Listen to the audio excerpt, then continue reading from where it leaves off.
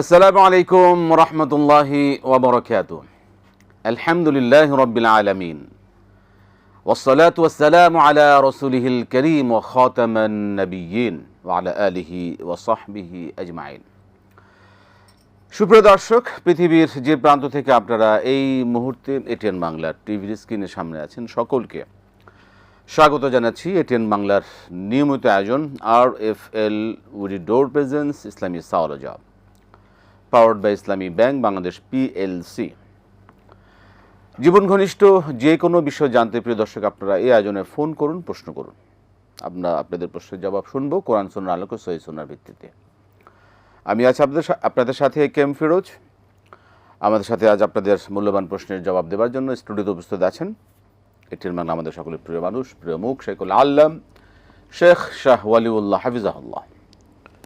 আসসালামু আলাইকুম ওয়া রাহমাতুল্লাহি ওয়া বারাকাতুহু। ওয়ালাইকুম সালাম ওয়া রাহমাতুল্লাহ। সালাম শেখ, হাবামিকুম, বারাকাল্লাহু ফীকুম, আহসান।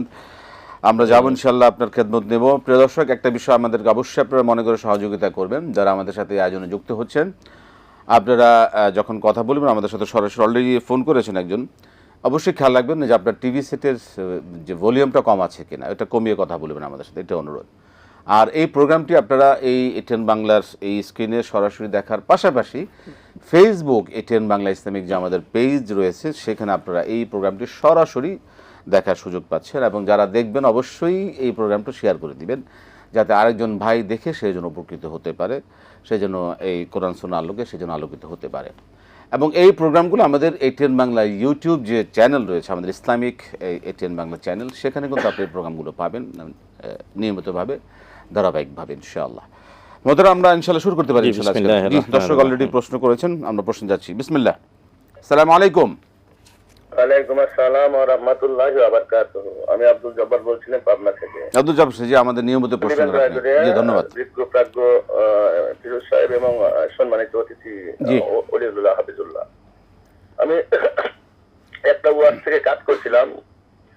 বলা হয়েছে ইন্না রাহমাতুল কারীবুম মিনাল মুহসিনিন, আমার বলে ক্ষমা করবেন।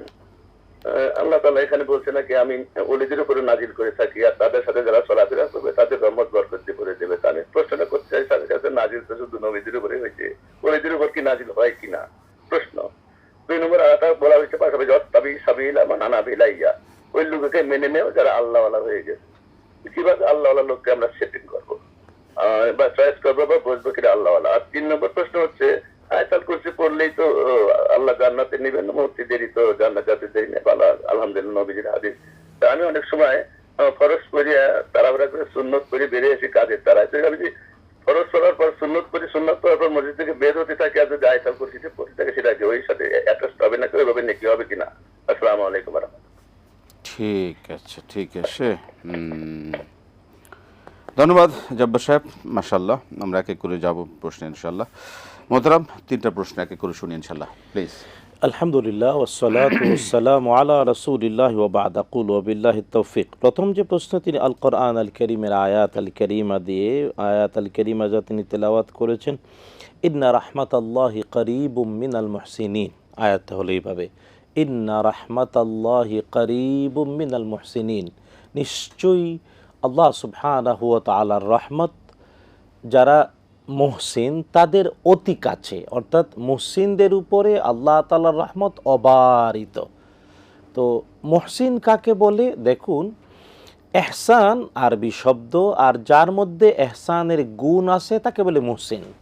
তো মুহসিন হওয়াটা দুইভাবে, একটা হলো আর্থিক লেনদেনে মুহসিন, আর একটা হলো ব্যক্তি ইবাদতে মুহসিন। তো আর্থিক লেনদেনে মুহসিন মানে হলো, এহসান করা মানে হলো কারো প্রাপ্য তো দেবেই, প্রাপ্য যথাসময়ে যথাযথভাবে দেওয়ার সময়ে অতিরিক্ত কিছু দেবে, তার নাম হলো মুহসিন, মানে এহসান করা। যেমন আমি একটা অটোরিকশাতে উঠলাম, ভাড়া 20 টাকা, কিন্তু গন্তব্যে পৌঁছে 20 টাকা দিলাম, সাথে আরও 10 টাকা 5 টাকা দিলাম, এটার নাম এহসান। এই এহসান যে করে তার নাম মুহসিন। তার মানে আর্থিক জীবনে মুহসিন মানে ওই ব্যক্তি যিনি লেনদেন যথাযথ চুকিয়ে অতিরিক্ত দেয়। কিন্তু ইবাদতে এহসান মানে কি? মুহাম্মদুর রাসূলুল্লাহ সাল্লাল্লাহু তাআলা আলাইহি ওয়াসাল্লাম জিবরিল আলাইহিস সালামের প্রশ্নের জবাবে বলেছেন, এহসান হলো ইবাদতের এহসান আন তা'বুদাল্লাহা কাআন্নাকা তারাহ, আল্লাহ তাআলার ইবাদত করবে এমন যেন চর্মচক্ষে আল্লাহ তাআলাকে দেখতে পাচ্ছে। ফাইন লাম তাকুন তারাহ, যদি চর্মচক্ষে আল্লাহকে দেখতে নাই বা পারে, ন্যূনতম এতটুকুন অবশ্যই থাকবে, ফাইন্নাহু ইয়ারাক, যে আল্লাহ তাকে দেখতে পাচ্ছেন। অর্থাৎ সরাসরি আল্লাহকে দেখে দেখে ইবাদত করা, অথবা আমি আল্লাহর দৃষ্টিতে রয়েছি, এই চেতনা নিয়ে ইবাদত করার নাম হলো এহসান।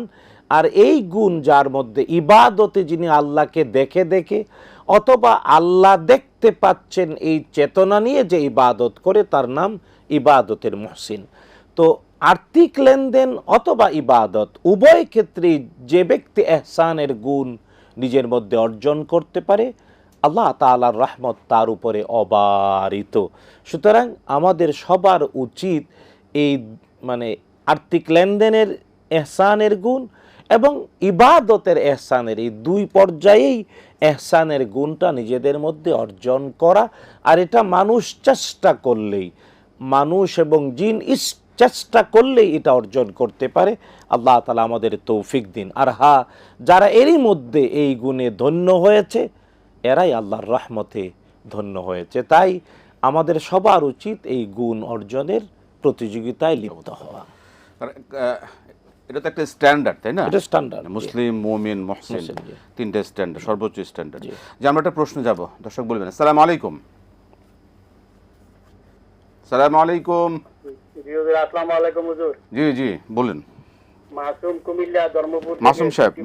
প্রথম প্রশ্নটি হলো, জি, বুখারীর সহিহ হাদিস বলছে একজন মুমিন আর একজন কাফেরের মধ্যে পার্থক্য হলো নামাজ। তো আমার প্রশ্ন, যারা নামাজ পড়ে না তারা কি কাফের? আর দ্বিতীয় প্রশ্নটি পবিত্র কোরআন থেকে সূরা বনী ইসরাইল, সূরা ইসরা আয়াত 81, অধ্যায় 17, সূরা ইসরা আয়াত 81, সত্য যখন মিথ্যার সাথে সংঘাত করে মিথ্যা ধ্বংস হয়ে যায়। সত্য যখন মিথ্যার সাথে সংঘাত করে মিথ্যা ধ্বংস হয়ে যায়। সংঘাত বলতে এই আয়াতটিতে কোরআন কি বলতেছে? কোরআন সূরা বনী ইসরাইল আয়াত 81। আসসালামু আলাইকুম। ওয়ালাইকুম আসসালাম। পরবর্তী হলো নবী ওলিরা, তাদের কাছে কি এখনো এই বিষয়গুলো আসে কিনা, তিনি যেটা বললেন? না, ব্যাপারটা হলো যে আম্বিয়া আলাইহিমুসসালাম, আল্লাহ তাআলা 1,24,000 নবী এবং রসুল এই পৃথিবীতে পাঠিয়েছেন। রাসূলুল্লাহ সাল্লাল্লাহু আলাইহি ওয়াসাল্লাম স্পষ্ট করে বলেছেন, এর মধ্যে রসুল হলেন 317 জন। 317 জন রসুল আর নবী এবং রসুল মিলে 1,24,000। এদের মধ্যে 1,23,999 জন এরই মধ্যে মৃত্যুর পেয়ালা পান করে আল্লাহর সাক্ষাতে চলে গিয়েছেন। কেবল একজন বেঁচে রয়েছেন, তবে তিনি দ্বিতীয় আকাশে, তিনি হলেন ঈসা ইবনে মারইয়াম আলাইহিমাসসালাম। তবে তিনি যে আয়াতের উদ্ধৃতি দিয়ে নবীগণের কথা বলেছেন, এখানে কিন্তু আল্লাহ তাআলা বলছেন, আউযু বিল্লাহি মিনাশ শাইতানির রাজীম, ওয়াত্তাবি' সাবিলা মান আনাবা ইলাইয়া, ওয়াত্তাবি', অনুসরণ করো, সাবিল, পথ, মান আনাবা ইলাইয়া, যে আমি আল্লাহর দিকে চূড়ান্ত বাস্তবতায় ফিরে এসেছে। আল্লাহ তাআলাকেই নিজের জীবনের সব কিছু উৎসর্গ। যেমন কোরআনে কারীমের আয়াত, ইন্না সালাতি ওয়া নুসুকি ওয়া মাহইয়ায়া ওয়া মামাতি লিল্লাহি রাব্বিল আলামিন, অর্থাৎ নিশ্চয়ই আমার নামাজ, নিশ্চয়ই আমার কুরবানি, নিশ্চয়ই আমার জীবন আর আমার মরণ সব কিছু আল্লাহ তাআলার জন্যে। অর্থাৎ আল্লাহ সুবহানাহু ওয়া তাআলার জন্যে সব কিছু সঁপে দিয়েছে, যারা সব কিছু আল্লাহর জন্য দিয়ে দিয়েছে, তাদের পথ অনুযায়ী। এখন প্রশ্ন হলো, তারা কারা? তারা শুধু নবী না। আল্লাহ তাআলা রব্বুল আলামিন কোরআন আল কারীমে স্পষ্ট করে বলেছেন, আল্লাহর নিয়ামত তাদের উপরে, আনআমাল্লাহু আলাইহিম মিনান নাবিয়্যিন, 1 নাম্বার নবীগণ, 2 নাম্বার সিদ্দিকিন, সত্যবাদীগণ, ও শুহাদা, 3 নাম্বার হলেন যারা জীবনটা আল্লাহর জন্য দিয়ে দিয়েছে, শহীদ, 4র্থ ওয়াসসালিহিন, যারা ধারাবাহিক, অর্থাৎ টেন্সের ভাষায় প্রেজেন্ট কন্টিনিউয়াস টেন্স, চলমান বর্তমান বাস্তবতায় ভালো কাজ করেই যাচ্ছে, সালেহীন। তো এই 4 প্রকার মানুষের উপরে আল্লাহ তাআলার নিয়ামত অবারিত। নবীগণ 1 নাম্বার, কোনো সন্দেহ নাই। তবে এর মধ্যে 1,23,999 জন পৃথিবী থেকে চলে গিয়েছেন। একজন দ্বিতীয় আকাশে রয়েছেন, তিনি শেষ জামানায় নেমে আসবেন, কিন্তু তিনি নবী পরিচয়ে আসবেন না, আসবেন মুহাম্মাদুর রাসূলুল্লাহ সাল্লাল্লাহু তাআলা আলাইহি ওয়াসাল্লামের উম্মত হিসেবে। তবে হ্যাঁ, যেহেতু তিনি সেই দুনিয়ার জীবন নিয়ে দ্বিতীয় আকাশে গিয়েছেন, আবার ওই দেহ আর প্রাণ নিয়েই দুনিয়াতে নেমে আসবেন, তাই আমরা বলি তিনি জীবিত। কোরআন ওইটা স্পষ্ট করেছে। আল্লাহ তাআলা বলছেন, মা কাতালুহু ওয়া মা সালাবুহু, ইউসুফ ইবনে মারইয়াম আলাইহিস সালামকে হত্যা করতে পারেনি, শুলে ঝুলাতে পারেনি। রব্বুল আলামিন বলছেন, বাল রাফাআহুল্লাহু ইলাইহি, আল্লাহ তাআলা বরং তাকে তার কাছে অর্থাৎ দ্বিতীয় আকাশে উঠিয়ে নিয়েছেন। তো নবীগণ কোনো সন্দেহ নাই, কিন্তু এরপরে সত্যবাদীগণ, সত্যবাদিতা একটা শ্রেষ্ঠতম গুণ, জীবনের প্রতিটি মুহূর্তে সত্য বলা।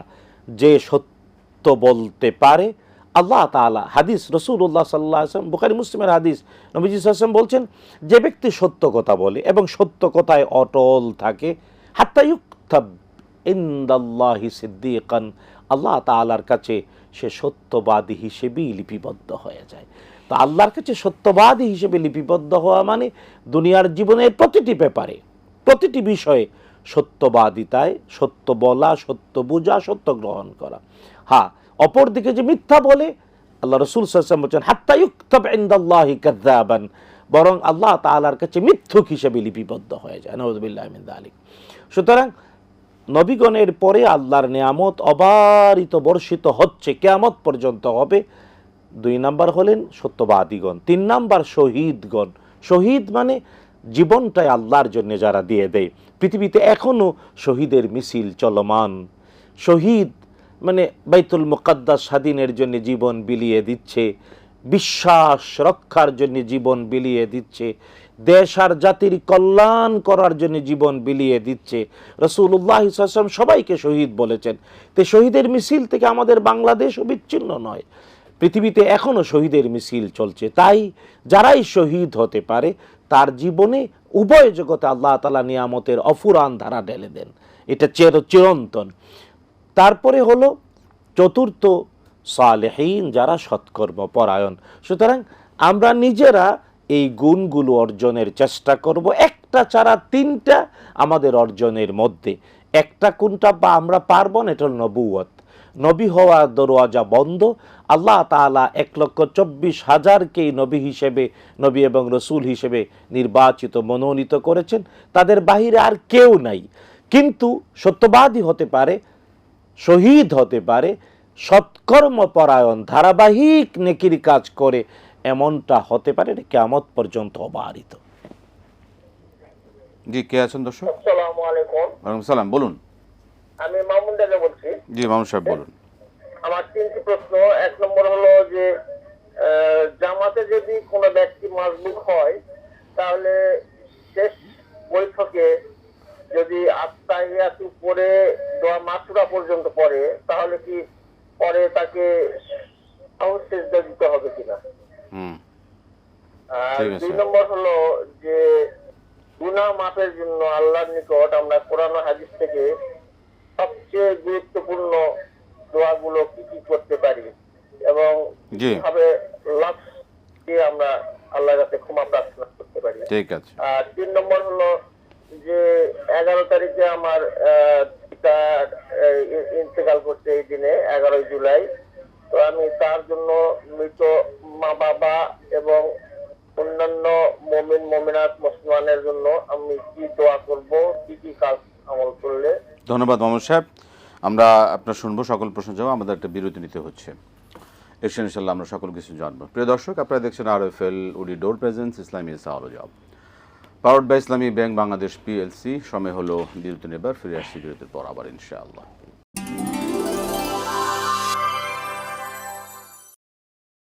আসসালামু আলাইকুম রহমতুল্লাহি ওয়া বারাকাতুহু। প্রিয় দর্শক, ফিরে এলাম বিরতির পর। RFL woody door presence Islami সাওলজা powered by Islami bank Bangladesh PLC. আমরা সরাসরি আয়োজনে আছি। জীবন ঘনিষ্ঠ যে কোনো বিষয় জানতে আপনারা আমাদের এখানে ফোন করুন, প্রশ্ন করুন। আমরা যাব প্রশ্নে, অলরেডি একজন অপেক্ষা আছেন। জি, আসসালামু আলাইকুম। ওয়ালাইকুম আসসালাম। জি বলুন। আমার তিনটি প্রশ্ন। প্রথম প্রশ্ন হচ্ছে যে অনেক বছর যে নামাজ, এই যে হুজুরে বা অনেকে বলে পড়তে হবে না, শুধু তওবা ইস্তেগফার করে নতুন করে নামাজ পড়লেই আল্লাহ হয়তো মাফ করতে পারে। তারপর অনেকেই বলে যে না, পড়তে হবে গুনে গুনে গুনে গুনে, এত গুনে গুনে এত বছরের তা তো কেমনে সম্ভব? অসম্ভব। সেটাই তো কথা। হয়তো মনের মধ্যেই না যে কি যে এত বছর এমনি পড়ি নাই, আরো তো গুনে হবে। আপনি কোন দিকে যাবেন এখন, সেটাই প্রশ্ন, তাই তো?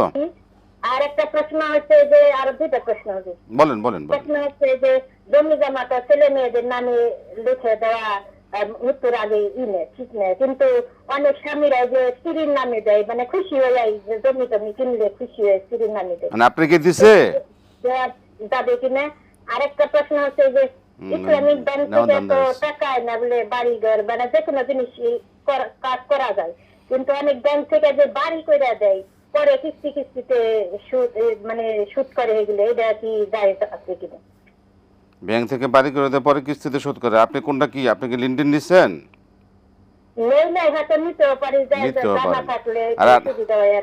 আর আপনি অলরেডি লিখে দিচ্ছেন নাকি জমি টমি? জমি কি লিখে দিছে? আচ্ছা ঠিক আছে, বুঝছি সব আপনার প্রশ্ন। ধন্যবাদ। আসছি আমরা প্রশ্ন। মোহতারাম, মেহরবানি করে আমাদের জবাবে আমরা যাব। ফরজ সালাত শেষ করে আয়াতুল কুরসি যদি জায়গাতে না বসে আমি যদি হাঁটতে হাঁটতে পড়ি, এটা কি সওয়াবের ক্ষেত্রে কোনো তারতম্য? দেখুন, আদব হলো সালাত শেষ করে ব্যক্তি জায়নামাজে বসবে, আয়াতুল কুরসি পড়বে, তাসবিহগুলো পড়বে, এটা হলো আদব। আর এতে আল্লাহর ফেরেশতারা, যে ব্যক্তি ফরজ সালাত শেষ করে জায়নামাজে বসে এবং তাসবিহগুলো করে, আল্লাহর ফেরেশতারা তার জন্যে ক্ষমা প্রার্থনা করতে থাকে। ব্যক্তি তো নিজে পড়বে, ফেরেশতারাও তার জন্য ক্ষমা প্রার্থনা করে। কিন্তু হ্যাঁ, যদি কেউ একান্ত প্রয়োজনে ফরজ সালাত শেষ তারপরে উঠে চলল, রিজিকের তালাশে বের হলো, এটাও আল্লাহ আদেশ করেছেন সূরাতুল জুমাতে। তো এই ক্ষেত্রে ব্যক্তি হেঁটে হেঁটে বা ফরজ সালাত শেষ করে দ্রুত কাজে চলে যাচ্ছে, তখন আয়াতুল কুরসি পড়ছে। আয়াতুল কুরসি পড়ার সওয়াব অবশ্যই তার হবে, ওই মর্যাদা অবশ্যই আল্লাহ তাআলা। এবং হাদিসে ওই আয়াতুল কুরসিটা বসে বসে পড়া শর্তযুক্ত করা হয় নাই, কিন্তু এটা কেবল আদব। আল্লাহু আ'লাম। রাসূল সাল্লাল্লাহু আলাইহি বসেই পড়েছেন, কিন্তু এটা আদব আর কি। যদি এটা রক্ষা করা যায় খুব ভালো, কারণ বোনাস হলো ফেরেশতারা দোয়া করে। আর যদি ব্যক্তি বসতে পারলো না কিন্তু আমলটা করলো, অবশ্যই সওয়াব পাবে। চমৎকার। পার্থক্য কাফের নামাজ, যদি নামাজ, হাদিসের আরবি শব্দ রাসূলুল্লাহ সাল্লাল্লাহু আলাইহি ওয়াসাল্লাম এইভাবেই বলেছেন যে বাইনাল আবদি ওয়া বাইনাল কুফরি তারকুস সালাহ, আল্লাহর বান্দা এবং কুফরি এর মধ্যে পার্থক্য সালাত। এখন প্রশ্ন হলো, এই হাদিস সুস্পষ্ট, এই জন্যে পৃথিবীর অধিকাংশ আলেম, 4 বিখ্যাত মাযহাবের 3 মাযহাব এবং আমাদের বিগত শতাব্দীর সব বিখ্যাত আইম্মা মুজতাহিদিনরাও একমত যে রাসূলুল্লাহ সাল্লাল্লাহু আলাইহি ওয়াসাল্লামের কথাটা সুস্পষ্ট। এটা বোঝার জন্য ব্যাখ্যা লাগে না। আল্লাহর বান্দা আর কাফের কুফরি পার্থক্য হলো সালাত। চাই ইচ্ছা করে যে সালাত ছেড়ে দিলে সে কুফরি করলো। হ্যাঁ, হানাফি মাযহাব বলছে সে কাফের হয়ে গেল না, কুফরি করলো বটে, ঈমান যদি তাকে আবার দ্বিতীয়বার নামাজে উদ্বুদ্ধ করে ফেলে রিনিউ হয়ে গেল। কিন্তু অন্য 3 মাযহাব বলছে না, ব্যক্তি ইচ্ছা করে, প্রাপ্তবয়স্ক ব্যক্তি ইচ্ছা করে নামাজ পড়ল না, ফরজ নামাজ, অবশ্যই তাকে পুনরায় তওবা করে আবার ঈমান এনে নামাজ পড়তে হবে। এই হলো বিষয়। কিন্তু ব্যাপারটা খুবই সুস্পষ্ট, এটা নিয়ে অন্য কিছু বলার সুযোগ নেই। কারণ তবে হ্যাঁ, অতি সূক্ষ্ম বাস্তবতায় অনেক উলামারা এটা বলেন, হ্যাঁ, যে অনেক লোক আছে নামাজ ফরজ এটা মানে, কিন্তু অলসতায় শয়তানের প্ররোচনায় নামাজটা পড়ছে না, তবুও সে কুফরি করছে। এখানে এটাকে ওই দুষ্টদেরকে চান্স দেওয়ার কোনো সুযোগ নাই, বরং এটা অবশ্যই অবধারিত। রাসূলুল্লাহ সাল্লাল্লাহু আলাইহি ওয়াসাল্লামের কথাটা খুবই সুস্পষ্ট, আল্লাহর বান্দা আর কুফুরি পার্থক্য হলো সালাত। আল্লাহ তাআলা আমাদেরকে সালাতের উপরে প্রতিষ্ঠিত রাখুন এবং সালাত যতক্ষণ দেহে প্রাণ আছে সালাত আদায়ের জন্য আমাদের তৌফিক দিন, আমিন। আল্লাহ পাক আমাদের হেফাজত করুন। জি, আসসালামু আলাইকুম। আসসালামু আলাইকুম। ওয়ালাইকুম আসসালাম ওয়া রাহমাতুল্লাহ। আমি উত্তরা থেকে বলছি। জি বলুন। আমার প্রশ্ন, আমি একটা বইয়ে দেখলাম ফজরের ওয়াক্তে এবং আসরের ওয়াক্তে সুবহানাল্লাহ 100 বার, আলহামদুলিল্লাহ 100 বার, আল্লাহু আকবার 100 বার এবং লা ইলাহা ইল্লাল্লাহ এটা 100 বার পড়ার কথা। আমি জানতে চাচ্ছি এটা কি আমার এই দোয়াগুলো যে তসবিহগুলো যে 33 বার করে পড়ি সেগুলো পড়ার পর এইটা আবার 100 বার করে পড়বো নাকি ওই 33 বার না পড়ে 100 বার পড়বো, এটা জানতে চাচ্ছি। ঠিক আছে, ধন্যবাদ। জি মহোদরা, অনেক প্রশ্ন, আমরা যদি একটু সময় একটু দিকে আমরা খেয়াল রাখি। তিনি একটা তাফসির জানতে চাইলেন যে সত্য মিথ্যার সংঘাতের যে পার্থক্য, সূরা ইসরার একটা ইয়া দিয়ে বললেন। মানে সম্ভবত আয়াতটা এই যে বাল নাকযিফু বিল হাক্কি আলাল বাতিল ফায়াদবাগুহু ফাইযা হুয়া যাহিক, অর্থাৎ সত্যকে মিথ্যার উপরে আশ্রয় দিতে হবে আর সত্যের অস্তিত্বের কারণে মিথ্যা চেপ্টা হয়ে ধ্বংস হয়ে যাবে। এই জন্য সত্যের মানে শক্তি এবং মর্যাদাটাই হলো অটুট এবং অক্ষুণ্ণ, এটি আল্লাহ তাআলা বলেছেন। এই জন্যে সত্য সর্বাবস্থায় উচ্চারিত হয়, সত্য সর্বাবস্থায় শক্তিশালী। সত্য শক্তিশালী আসলে সব সময়। ঠিক কথা হলো জামাতে মাসবুক, তিনি যদি তাশাহুদ দুরুদ মাসুরা পড়ার পরেও যদি তার বিষয় হয় সাউসাজা কি তার কি হবে? না, ব্যাপারটা হলো যিনি মাসবুক হলেন তিনি ইমামের সাথে নামাজ কন্টিনিউ করছেন আর ইমাম তার সর্বশেষ বৈঠকে আত্তাহিয়াতু পড়ছেন, দুরূদ শরীফ পড়ছেন, দোয়া মাসুরা পড়ছেন, অন্য সকল মুসল্লিও করছেন। এবং যিনি মাসবুক তিনি শুধু আত্তাহিয়াতু পরে বসে থাকবেন। এখন প্রশ্ন হলো দোয়ার ওই জায়গাটা এমনি বসে থেকে কাটাবে? 3 মাযহাব, জমহুর বলেছেন না, বরং অবশ্যই ব্যক্তিও আত্তাহিয়াতু পড়বে, দোয়া মাসুরা পড়বে, দুরূদ শরীফ পড়বে। আর এটা বিশুদ্ধ হাদিস দ্বারা প্রমাণিত, কারণ ইমামের পিছনে মুক্তাদি শেষ বৈঠকে মাসবুক হওয়া সত্ত্বেও আত্তাহিয়াতুর সাথে দুরূদ শরীফ দোয়া মাসুরা পড়লে কিচ্ছু লাগবে না। মানে এই সুন্নাহগুলো সে বাদ দেবে সুন্নাহ, না, এগুলো বাদ দেবে এটা তো সুন্নাহ, বাদ দেবে না। কারণ তাহলে বুবার মতো বসে থাকাচ্ছে, একটু করাটা ভালো না। সুন্নতে এই দোয়াগুলো এইজন্য আমরা উদ্বুদ্ধ করি যে তো সহিহ সুন্নাহয় প্রমাণ রয়েছে। আর জমহুর মানে হাদিসের মানে ফিকহি পরিভাষায় অধিকাংশ ফুকাহায়ে কেরামের অভিমতকে বলে জমহুর। তো জমহুর বলেছেন এটা করা যাবে, এটা সুন্নাহ দ্বারা প্রমাণিত, তাই সাজদায়ে সাহু লাগবে না। আর যদি কেউ এমনি বসে থাকে এটা তার ব্যক্তিগত বিষয়। আমরা বলবো উত্তম সময়কে গাফিল হয়ে কাটানো উচিত না, মানে চুপ থাকা থেকে মানে শরীক হওয়াটা অবশ্যই উত্তম। গুনাহ মাফের জন্য কি আমল দোয়া করতে পারেন?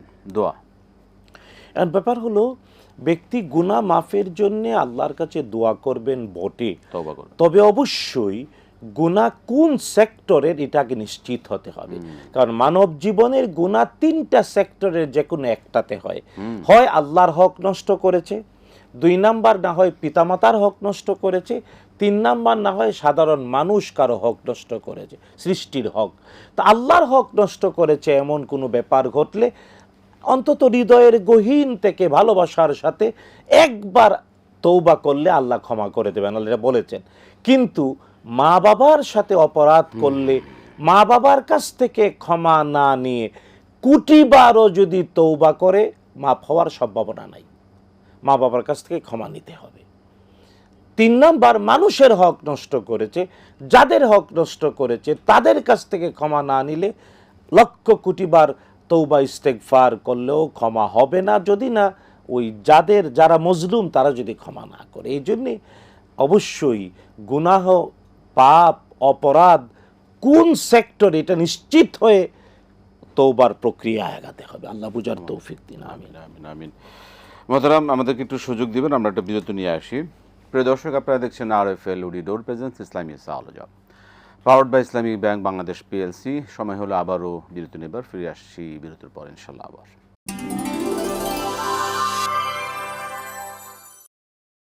আসসালামু আলাইকুম রহমতুল্লাহি ওবরাকাত। প্রিয় দর্শক, ফিরে এলাম বিরতির পর। RFL উডি ডোর প্রেজেন্স ইসলামী সাওয়াল job powered by Islami bank Bangladesh PLC সরাসরি আয়োজনে আছি আমরা। জীবন ঘনিষ্ঠ যে কোনো বিষয় জানতে প্রিয় দর্শক আপনারা ফোন করুন, প্রশ্ন করুন। প্রশ্ন আছে দর্শক, প্রশ্নটা নিয়ে আমরা যাই মোহতারাম। জি আসসালামু আলাইকুম। ওয়ালাইকুম আসসালাম ওয়া রাহমাতুল্লাহি ওয়া বারাকাতুহু। হুজুর, আমার দুটি প্রশ্ন। জি বলবেন।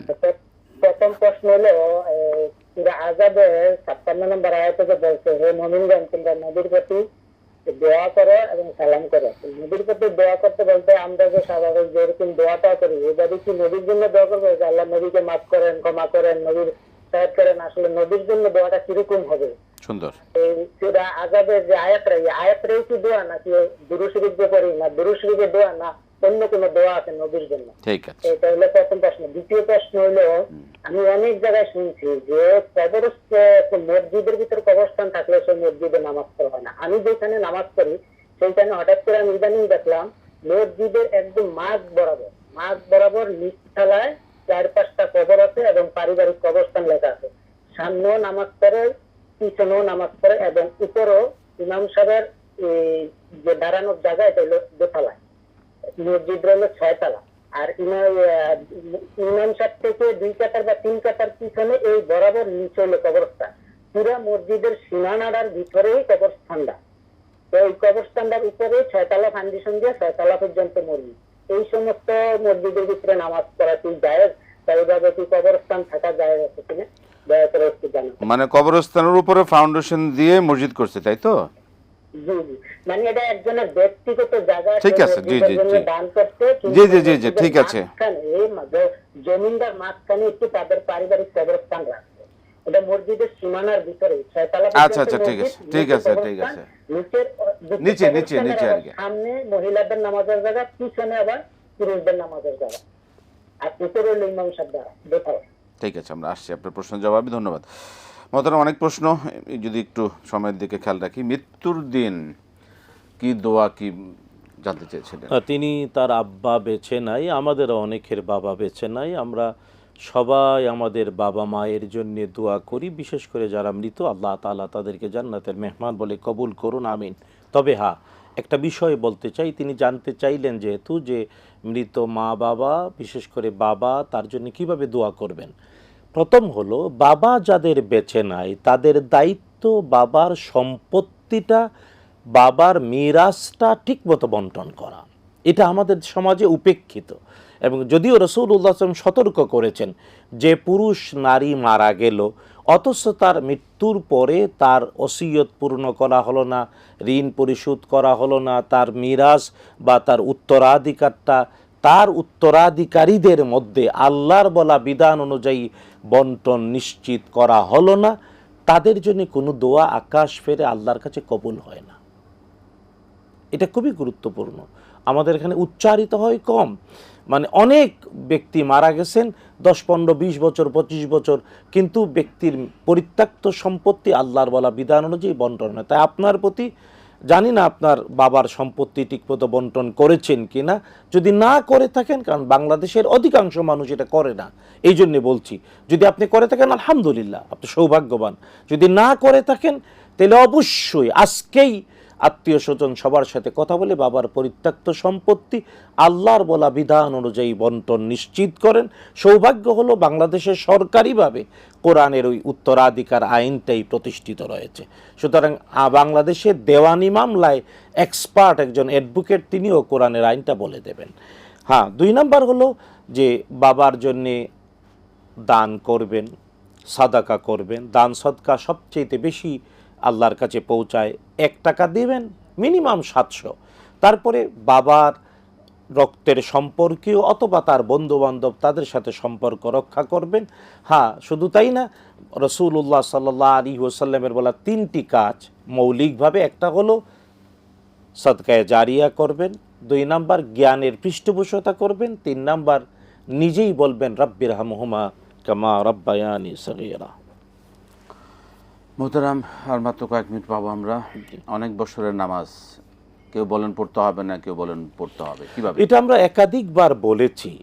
কারণ আমাদের সাবকন্টিনেন্টের আলেমরা কঠিনভাবে যারা নামাজ ছেড়ে না দেয় এটা কঠিন করার জন্য বলেন যত বছর পড়ো নাই গনে গনে পড়ো, কিন্তু পৃথিবীর অধিকাংশ আলেম জমহুরের অভিমত হলো তওবা করবে, সর্বোচ্চ 5 ওয়াক্তর মতো নামাজ ছুটে গেলে অবশ্যই দুহরাইয়া পড়বে, এর বেশি হলে তওবা 3টি শর্ত, একটা হলো অতীতের নামাজের পড়ে নাই বলে অপরাধী হিসেবে লজ্জিত হবে, 2 নাম্বার ভবিষ্যতে আর কখনো ছাড়বে না, 3 নাম্বার এখন ঠিক মতো পড়বে, তাহলে আল্লাহ তাআলা তওবা কবুল করেছেন এই বিশ্বাস রাখবে, কারণ আল্লাহ নিজে বলেছেন যারা তওবা করে তাদের অপরাধকে আল্লাহ নেকিতে পাল্টাইয়া দেন। চমৎকার, মাশাআল্লাহ। জমি কি স্ত্রীর নামে জীবিত অবস্থায় লিখে দেওয়া যাবে কিনা? মানে স্বামী জমি ক্রয় করলেন আর এতে স্ত্রীকে কিছু দিলেন, শরীয়তে এটা নিষেধ নাই, তবে টোটাল সম্পত্তি, সম্পূর্ণ স্থাবর সম্পত্তি ছেলে মেয়ে অথবা স্ত্রী কাউকে লিখে দেবেন এককভাবে আল্লাহর বলা বিধানের বাহিরে, এটা হলো হারাম, এটা হলো অপরাধ, এটা যে করবে সে জান্নাতে যেতে পারবে না। ব্যাংক লোন নিয়ে বাড়ি করে কিস্তিতে শোধ করা, এটা কি ইসলাম শরীয়ত সম্মত কিনা? দেখুন, ব্যাংক বাংলাদেশে 2 ধরনের, একটা হলো শরিয়া মোতাবেক পরিচালিত ব্যাংকিং, আরেকটা হলো সাধারণ ব্যাংকিং। বাংলাদেশে আলহামদুলিল্লাহ বাংলাদেশে অনেকগুলো শরিয়া মোতাবেক পরিচালিত ব্যাংক, এমনকি বাংলাদেশের সেন্ট্রাল ব্যাংক বাংলাদেশ ব্যাংক একটা মানে শরিয়া উইং করেছে, এবং আলহামদুলিল্লাহ এই প্রথম 5 জন বিশেষজ্ঞ মানুষকে নিয়ে বাংলাদেশ ব্যাংকের শরিয়া অ্যাডভাইজারি বোর্ড হয়েছে, আমি নিজে এর সদস্য, গতকালকেও সকাল 11টা থেকে আমাদের মিটিং ছিল। তো আলহামদুলিল্লাহ আমার অনুরোধ হলো আমার বোনের প্রতি, শরিয়া মোতাবেক পরিচালিত কোনো আর্থিক প্রতিষ্ঠান যখন আপনাকে দেবে এটা জায়েজ, কিন্তু শরিয়া নাই ওখান থেকে দূরে থাকতে হবে। 100 সুবহানাল্লাহ আলহামদুলিল্লাহ আল্লাহু আকবার লা ইলাহা ইল্লাল্লাহ, এটা কি মানে 33 বারের পরে না আগে? দেখুন, এই সুবহানাল্লাহ আলহামদুলিল্লাহ আল্লাহু আকবার এই তাসবিহটার 3টা ধরন আছে, আমি বলি বোঝানোর জন্য, হাদিস দ্বারা, বিশুদ্ধ হাদিস দ্বারা প্রমাণিত। একটা হলো শর্ট কোর্স, শর্ট কোর্স হলো 10 বার সুবহানাল্লাহ, 10 বার আলহামদুলিল্লাহ, 10 বার আল্লাহু আকবার, এটা যদি কেউ পরে দোয়া করে আল্লাহ তার দোয়া কবুল করবেন, হাদিস দ্বারা প্রমাণিত। 2 নাম্বার মিডল কোর্স, যে কোনো দোয়া, মিডল কোর্স হলো 33 বার 33 বার 33 বার, আর লং কোর্স হলো 100 বার 100 বার 100 বার। সুতরাং যখন যেটা সুযোগ থাকে এটা করবে। 10 33 100 10 33 ইনশাআল্লাহ আজকে থেকে শুরু হয়ে যাবেন, এই আমল নিয়ে দোয়া করলে দোয়া কবুল হয়ে যাবে ইনশাআল্লাহ, আল্লাহ কবুল করুন। মাশাআল্লাহ, ভালো একটা তথ্য আমরা পেলাম। আহসান শেখ, পরবর্তী আমরা সময়ের শেষের দিকে চলে এসেছি। সূরাতুল আহজাবের 56 নম্বর আয়াত, আল্লাহ তাআলা বলছেন, আউযু বিল্লাহি মিনাশ শাইতানির রাজীম, ইন্নাল্লাহা ওয়া মালাইকাতাহু ইউসাল্লুনা আলান নবী ইয়া আইয়ুহাল্লাযীনা আমানু সাল্লু আলাইহি ওয়া সাল্লিমু তাসলিমা। এই আয়াত যখন নাজিল হলো এর ব্যাপারে 41টা বিশুদ্ধ হাদিস ইবনে কাসির বর্ণনা করেছেন। রাসূলুল্লাহ সাল্লাল্লাহু আলাইহি ওয়াসাল্লাম সাহাবায়ে কেরাম প্রশ্ন করেছেন কিভাবে করো, নবীজি বলেছেন দেখো আমি আমার 2টা পরিচয়, একটা হলো আমি আল্লাহর বান্দা, আরেকটা হলো আমি আল্লাহর রাসূল। আমি আল্লাহর বান্দা হওয়ার কারণে আমার উপরে ওয়াজিব আল্লাহ রসুলের প্রতি সালাত আর সালাম করা। নবীজি সাল্লাল্লাহু আলাইহি ওয়াসাল্লাম তাই নিজে শিখিয়েছেন কিভাবে নবীজির প্রতি সালাম আমরা দেই আত্তাহিয়াতুতে, আসসালামু আলাইকা আইয়ুহান নাবিয়্যু। আর নবীজির প্রতি সালাত মানে দুরুদ পড়া, আর ওই সবচেয়ে বিশুদ্ধ দুরুদ হলো আমরা দুরুদ নামাজে যে পড়ি, দুরুদ ইব্রাহিমী, আলাদা কোনো দোয়া নাই। এই সালাম আর সালাত আল্লাহ রসুল যেভাবে শিখিয়েছেন এটাই হলো আল্লাহর আদেশ পালন, নবীজির প্রতি দোয়া। এটাই দোয়া হবে। শেষ প্রশ্ন, সময় একদম শেষ, মসজিদের যে ভিতর কবর নামাজ হবে এটা উচিত না, যেভাবে আমাদেরকে প্রশ্নকারী বললেন একেবারে মাঝখানে কবর, আর কবর একে কেন্দ্র করে মসজিদ অবশ্যই জায়েজ নেই। উচিত কবরটা স্থানান্তরিত করা মসজিদের এমন পাশে, কারণ কবর সামনে রেখে নামাজ পড়বে না, কবর এর পিছনে নামাজে দাঁড়াচ্ছে, ডাইনে বামে নামাজে দাঁড়ানো অবশ্যই না। এটা আলেমদের উচিত। যদি মসজিদের নিচে থাকে অবশ্যই নিচেও থাকবে না, কবরটা সরায়া সাইড করে ফেলবে। মসজিদ এর ভিতরে কোনো কবর হবে না, যদিও দুর্ভাগ্য বাংলাদেশে অনেক জায়গায় আছে এবং হচ্ছে, এগুলা না জানার কারণে মূর্খতা। অনেকে বলেন যে 30 বছর 40 বছর পুরনো কবর থাকলে সেখানে তার কিছু থাকে না, সেই কথা সেই ক্ষেত্রে না, এটা নিশ্চিত করতে হবে, এটা শরীয়ত বলে, কারণ অনেক দেহ মাটি খায় না, যতক্ষণ দেহ বা দেহের অংশ বিশেষ কবরে থাকবে এর নাম কবর। তাই মানবীয় বাস্তবতায় যতটুকু নিচে দাফন করা হয়েছিল ততটুকু খনন করে দেখতে হবে কিছু আছে কিনা। যদি না পাওয়া যায় তাহলে ঘোষণা দিতে হবে এটা আর কবর নাই, জমিনের অংশ হয়ে গিয়েছে। আহসান। আজকে শেষ হয়ে গেল, আলহামদুলিল্লাহ অনেকগুলো বিষয় অবগত হলাম। মহতান আপনাকে অসংখ্য ধন্যবাদ, জাযাকাল্লাহ খায়র, বারাকাল্লাহ ফিকুম। প্রিয় দর্শক, আপনাদের মূল্যবান প্রশ্নগুলো আমাদের জন্য অনেকগুলো জ্ঞানের বিষয়গুলো আমরা জানতে পারলাম, আলহামদুলিল্লাহ। এভাবে জানবো, মান আল্লাহ পাক কবুল করুন। আজকে বিদায় নিচ্ছি। আসসালামু আলাইকুম রহমতুল্লাহ।